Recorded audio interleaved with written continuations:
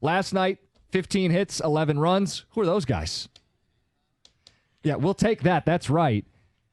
Now, how do you replicate this? Because you've been the king of this. Consistency is ultimately how you're judged. If you do it once, fine. This isn't sustainable unless you show us it's sustainable. John, they sent down Parker Meadows. One less dead bat in the lineup.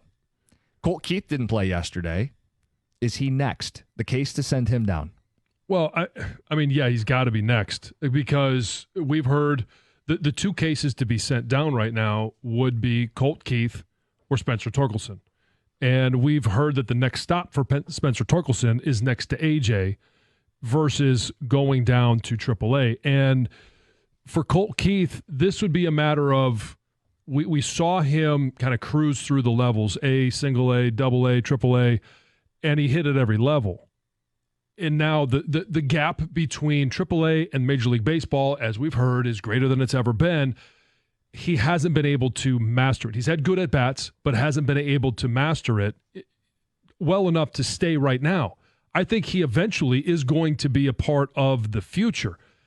It's just not clicking for him right now. So send him down like you have Parker Meadows. I've got more faith that when Colt Keith goes down, that he finds that rhythm, gets a little bit of confidence, bring him back up, and he'll be productive because of the way that his approach at the plate. And it's much different than when you're looking at Spencer Torkelson. I don't know that sending Spencer Torkelson down does anything because it's... Well, it might make you more competitive.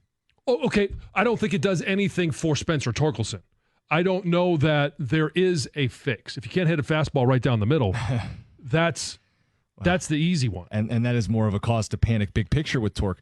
What I think is interesting is we were reaching, and we still are reaching, kind of an inflection point where player development's all well and good, but you can't sandbag the season, right? You went in with the best of intentions that these young guys would hit the ground running. Well, this is baseball. Doesn't work that way. Sport where you're going to fail quite a bit. Parker Meadows going down is an admission like, hey, he wasn't ready like we thought he was. And maybe they're not willing to make that admission with Colt Keith because they paid him. But anybody with eyeballs would say, yeah, he's not good.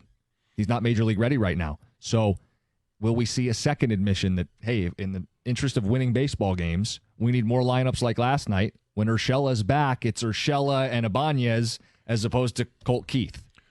Well, and that's the thing is you can have a rotation there, and maybe they're just simply waiting for, now it's not same position, but they're waiting for a bat like Justin Henry Malloy to get healthy. Mm-hmm. And because, since he's been down there, since spring training, he's been banged up. And so once he gets healthy, if he's swinging the bat again, maybe it's his opportunity to come up. That's a Scott Harris guy, traded for him from the Atlanta Braves, and because you do have options at second base. Maybe Ibanez, maybe he gets to pitch against both, or he gets to hit against both right-handed and left-handed pitchers just to see if he could do it. Yeah, and I know you're going to go lefty-righty, but Keith's not hitting anybody right now, and it's not helping this team. When you take out some of the easy outs, it's amazing what can happen to a lineup, right? So, but it's also twofold. It's how can you make this lineup better, which is case number one. And most important, how can you make it better now so that you can win more games now, compete for the division now? But it's also about Colt Keith, what is best for him in the long run, and not necessarily right now. It's does he need to go down there, find his swing, make the adjustments, and then come back? Because you don't want to run into a situation, because Spencer Torkelson, we've watched him over the past now 3 years, and he has had to do this in front of us. Yep. He didn't get that opportunity as long as he probably needed at AAA.